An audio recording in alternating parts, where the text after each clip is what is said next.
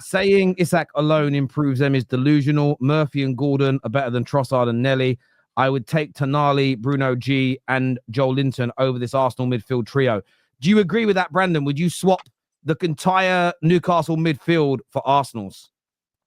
I don't know about midfield, but I definitely agree with the fact that Murphy and Gordon are certainly performing a lot better than Trossard and Martinelli. This is the thing, right? This is the thing with Arsenal fans. They're so suckered into this, oh, Arsenal need a striker. Yes, we need a striker, but a striker does not complete this team. Yeah. We still need a right winger. We still need a left winger. This manager has been looking to replace Martinelli ever since he came to the football club. Yeah? We put in an £80 million bid for Mudryk. We didn't end up getting it. But this manager has clearly seen something in Martinelli to say that you are not my long-term guy on that left wing. Yeah? So it's not like Arsenal just need one or two pieces. We need 3 or 4 pieces, let's be real. Yeah. You know, we've watched Arteta play Thomas Partey at right back this season when we've not had the options there available. You know, so it's not like a striker completes this team. On today's game, right, the game plan was wrong. Yeah, I understand we're a 2-goal deficit. I understand the need to go there and apply pressure to Newcastle, right? But we was very lucky before the goal actually happened to have not conceded a goal anyway when Isak was flagged offside. Now, I want to have a look at the players on the pitch at that point and say, where's the leadership?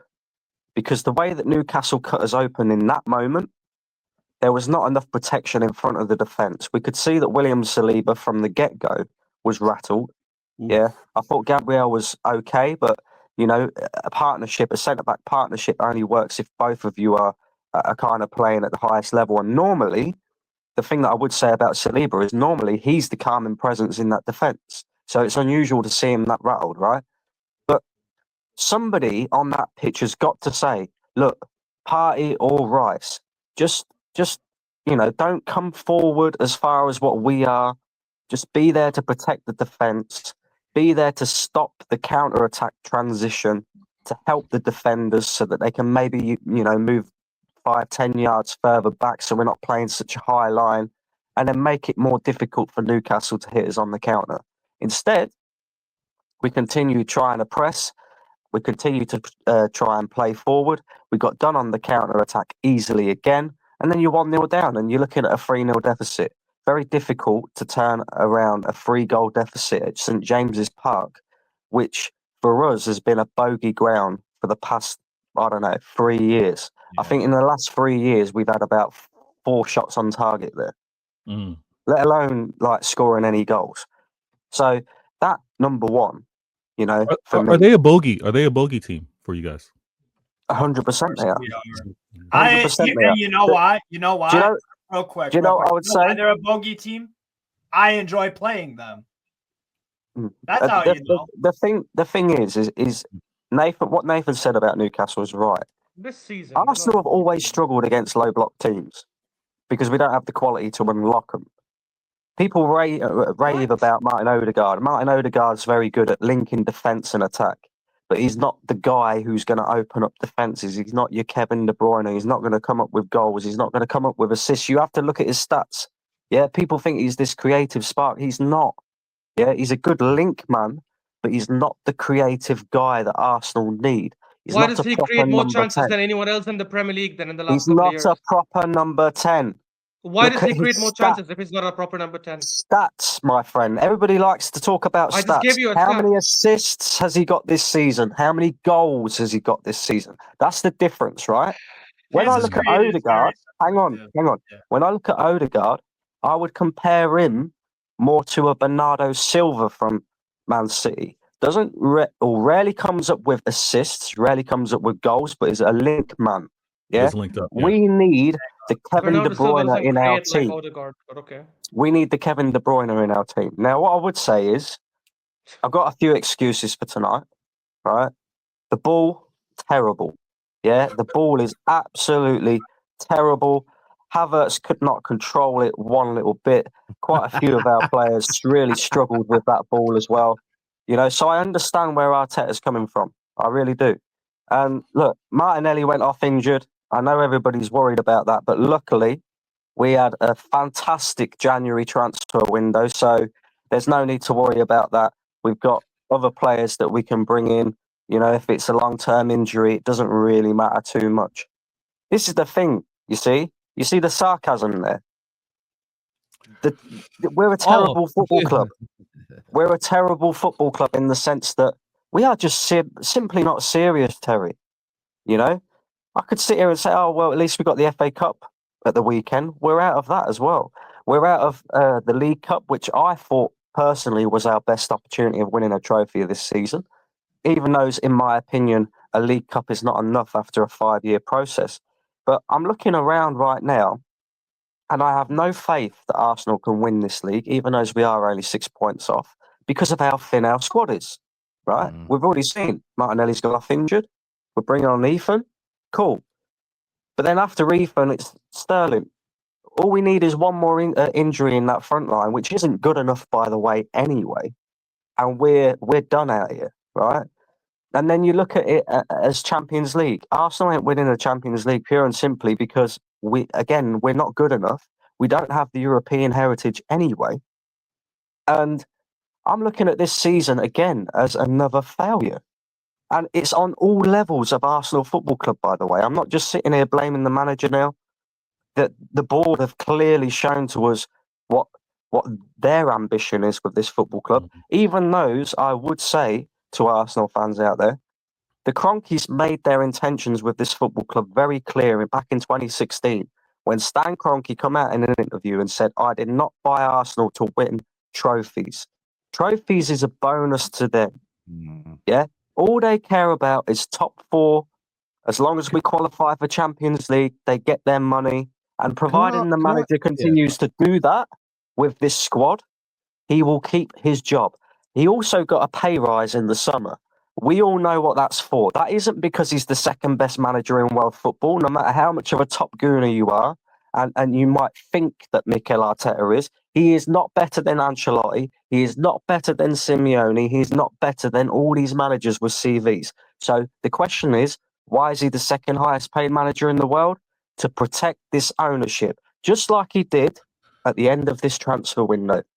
All transfer window, he's been telling us, we're short, we're short, we're short, we're short. All of a sudden yesterday, the journalist is asking him, okay, Mikel, you've been saying you're short all transfer window. Now that the transfer window is shut and you can no longer bring in any players, are you worried by the fact that you're short? Oh, no. No, we're not worried. We've just got to work with what we've got now. Protecting the ownership once again. You know, the same thing that Wenger did. I've come to the reality now that, Terry, there's no point in me getting angry anymore because I'm part of the minority. There's a majority of Arsenal fans that still sit there and talk bollocks out of two sides of their mouth, right? I was going to ask you a question about that. Let me ask you this question. And this isn't a trick question. I'm not trying to catch you out. You, for years, have been on the terrace saying, we're not serious. The owners don't care. You've mentioned it was the same under Wenger. So you're talking about 15, 20 years of this. If you're not a serious club, your ambition, or not your personal ambition, you're overachieving then, aren't you? For an unserious club to be in a title race and be second in the league, are you not overachieving based on not being a serious club?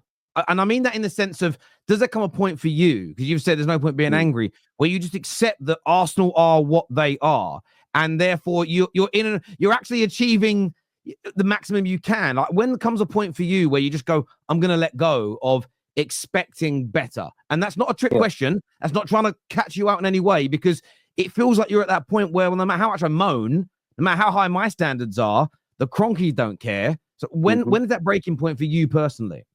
No, that's what I'm trying to say. I've realised now that Arsenal are what we are. When trophies is not a necessity to this football club, to this ownership. Trophies is just a bonus. All they care about is Champions League football, providing we qualify for that, right? And I'm going to say it in the nicest, politest way, and this will trigger people. We are the Red Spurs. And what I mean by that is, if you go back and look at Spurs, what was it, 6, 7, 8 years ago under Pochettino? Spurs finished second, finished third, finished fourth, qualified for Champions League, made a Champions League final, were the nearly team, were the nearly men. Yeah, they had players like Harry Kane, who wasn't quite world class at that time, but he was a very, very good player. Dele Alli at the time as well was one of the most sought after attacking midfielders in world football. Everybody was raving about it. Arsenal was similar in that stance when you look at the likes of Saka. Brendan, can I also add to that? Hang on. The likes of Saliba, yeah? The thing is, and the similarities is Tottenham won nothing. They went through all of that. 5 years under Pochettino, by the way, of winning nothing. Arsenal are at that stage now where we're 5 years in and we've won nothing. So there's no difference. The only difference is, again, when you look at Spurs' ownership, all they really care about is Champions League football. Let's be real about it. You know, they're not built to go out and win. Daniel Levy is not desperate for Tottenham to win trophies. It's just a bonus to him. Same with the Kroenkes.